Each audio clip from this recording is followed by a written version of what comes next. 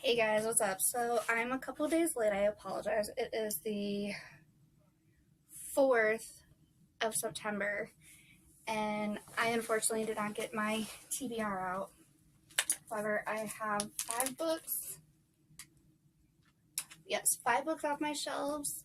Well, these are all off my shelves. These 2 are brand new. Picked these up a couple days ago. And these 5 are still wrapped. And this is one of each wrapping off of my shelves. So let's see what we're going to read in September. Now, I'm hoping for some spooky stuff. So just in case I wasn't lucky and didn't pull any spooky stuff, I grabbed my 2 new spooky books. Okay, so I picked this one up from the Ark, and this is Hide and Seeker by Daka Herman. It looks like this. It looks like a middle grade. It's like a scholastic book, so I'm guessing middle grade or maybe high school. It says, Justin knows that something is wrong with his best friend. I went up the hill. So Z went missing for a year, and when he came back, he was different. Nobody knows what happened to him. The hill was muddy. At Z's welcome home party, Justin and the neighborhood crew play hide and seek, but it goes wrong. Very wrong. Stomp my toe. One by one, everyone who plays the game disappears, pulled into a world of nightmares come to life, and made it bloody. Justin and his friends realize this horrible place is where Z had been trapped. All they can do now is hide from the Seeker. Should I wash it? So, I'm not sure. It's from 2020. It looks interesting. It's got 33 chapters at 308 pages, and then the acknowledgments. So it just looks like something spooky because, it is September, next month is October, and I don't know what these ones are in here. Another one that I had gotten was this book that's by J.D. Robb, Mary Blaney, Ruth Ryan Langan, and Mary McComas. This is called Suite 606. It's 606.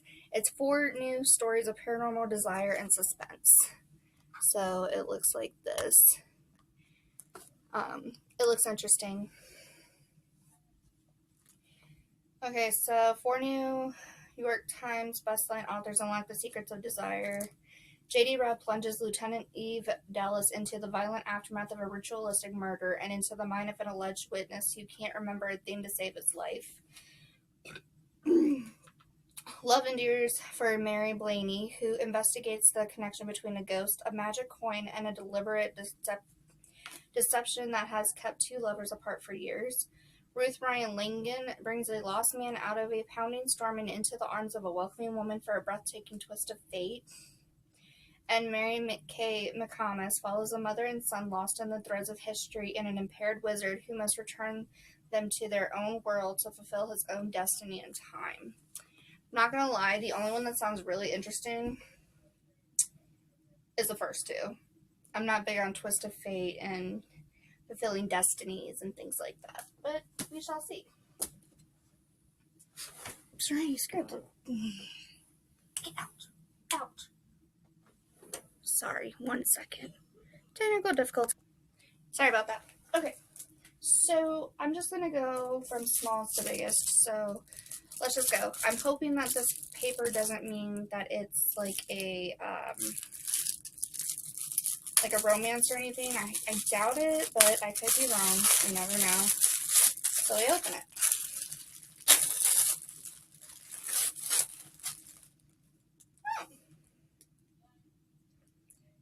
Okay, The Turn of the Screw and Other Short Fiction by Henry James. This was a $3 find. It's a mystery. To read a story by Henry James is to enter a fully realized world unlike any other. A rich, perfectly crafted domain of vivid language and splendid, complex characters. Devious children, sparring lovers, capricious American girls, obtuse bachelors, Sibyllin spinsters, and charming Europeans populate these 5 fascinating novellas, which represent the author in both his early and late phases.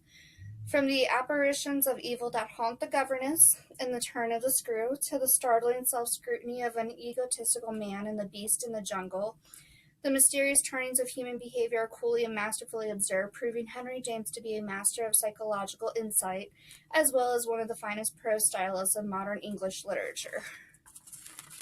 Okay, so this deals with ghosts, so that coincides with our spookness, so that's good.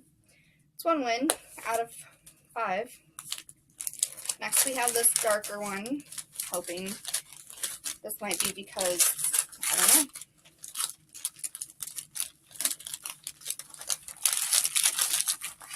Mass market paperback. A Claire Malloy mystery. Dear Misdemeanor. Joan Hess. First, there's a scandal of Emily Parchester, Farberville's journalism teacher for 40 years, who's removed from her position for pilfering petty cash. Then there are the suggestive letters to Misdemeanor, the Falcon Crier's advice columnist. And finally, incredibly, there's murder. Principal Weiss himself, poisoned by cyanide in his peach compote, homemade by none other than Miss Parchester. Claire Malloy, bullied by her freshman daughter into taking over the journalism classes and doing some detecting on the side, soon finds herself involved in these sordid matters, but nothing seems to add up except the dead bodies. And when the count goes to 2, the killer is still on the move. Okay, so that one deals with murder, so that's good. 2 out of 5 isn't bad. Let's see if we can keep going.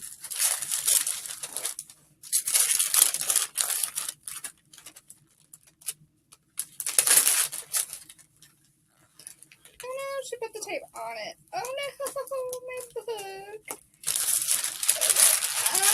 The Whispers by Heidi Perks. Anna loves girls' night out with her friends and fellow moms. With all of their young kids at home, safely tucked into bed, it's a chance for the women to let loose, enjoy some wine, and just laugh and share stories about their lives. But the morning after one lively evening, Anna doesn't arrive for school drop-off.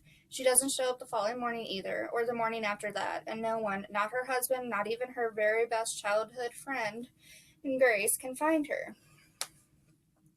That's when the whispers start. Something must have happened to her, but what and why? Everyone in Anna's circle is frantic with worry, but none more so than Grace. She knows Anna better than anyone and is convinced that someone is hiding the truth about her unexplained disappearance. As rumors fly and accusations are made, Grace is determined to take matters into her own hands and find out what really happened to Anna, or die trying. Toxic relationships, dark secrets, and a twisted web of lies. Okay. I'd say that's a pretty good win there. Let's see what we got. Okay.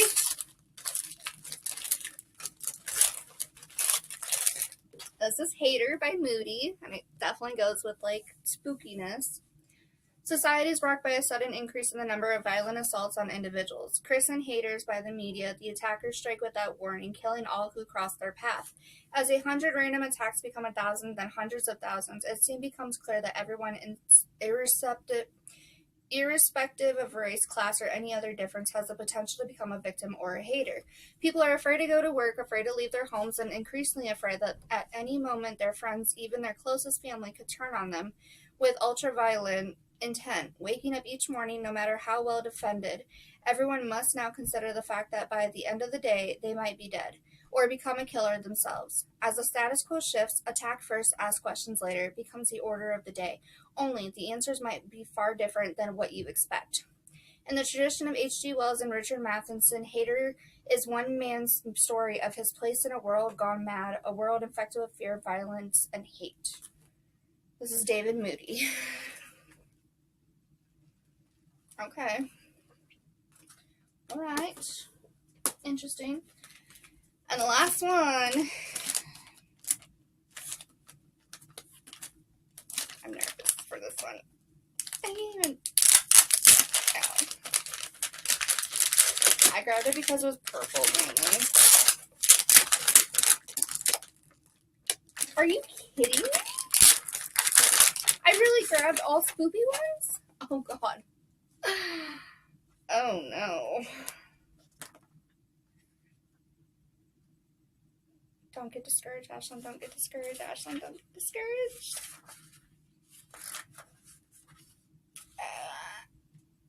512 pages.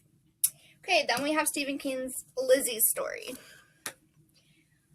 Lizzie lost her husband Scott 2 years ago after a 25-year marriage of profound and sometimes frightening intimacy. Scott was an award-winning, best-selling novelist and a very complicated man. Early in their relationship before they married, Lizzie knew there was a place Scott went, a place that both terrified and healed him, could eat him alive or give him the ideas he needed in order to live. Now it's Lizzie's turn to face Scott's demons, to go to that terrifying place known as Booyah Moon. What begins as a widow's effort to sort through the papers of her celebrated husband becomes a nearly fatal journey into the darkness he inhabited. This is ginormous. And there's an interview with Stephen King in the back. It's an Apple TV. Oh, that's an author statement. 509 pages. And 20...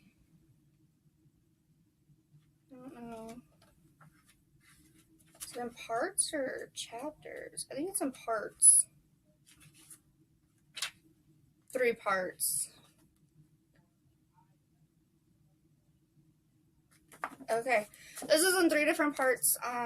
No chapters, just parts. I mean, I guess technically it's chapters because there are numbers above the things. So...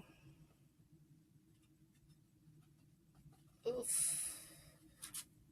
Okay, so that is everything that we have, and I'm very thoroughly surprised that we have a lot of like murder books and, you know, spooky books and things of that sort, because I was not expecting to have such a good outcome with that. But I guess that is what we have, so that is the collection we have going on here. These 7 books. Oh, and then I did add Paul Tremblay on Hoopla. I did add Paul Tremblay's Head Full of Ghosts. I added The Eyes Are the Best Part, and I added Mary. And the only book we have left to finish is from the old one is for If Only I Had Told Her by Laura Nolan. So we are over 50% through that one. But those are all the books that I'm going to be reading. So that's 7, 8, 9, 10. Technically 11 if you count the one that's a layover. And then obviously there's always books on Kindle. The next book I'm going to be reading on Kindle, though, is another spoopy one to get really into the spoopy season. But then I'm thinking maybe I should do like a romance of some sort, because we're doing so much of the spoopy season stuff that maybe we need like a palette cleanser. Maybe I'll do Adelaide by Genevieve Weaver. That seems like it might be a little bit of a good palette cleanser.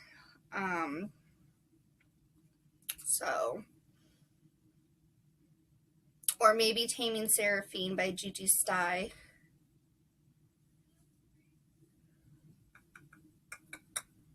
Or Hers to Take by Hardly LaRue.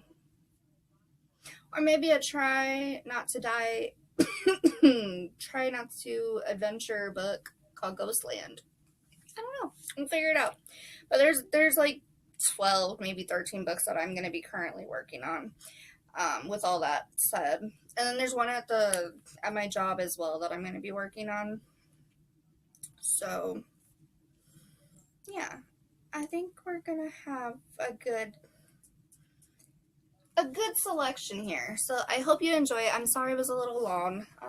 But I will see you guys in the next one. If there's any books I pulled that you are very interested in, let me know down in the comment section below. Typically after I finish a book, I don't, unless it's a Stephen King or an author that I like religiously follow and want to have all of their books, I don't typically hold on to the books when I'm done with them. Like the only one I'm probably going to end up keeping is David Moody and Stephen King's book. And then I'm going to be just giving away the rest.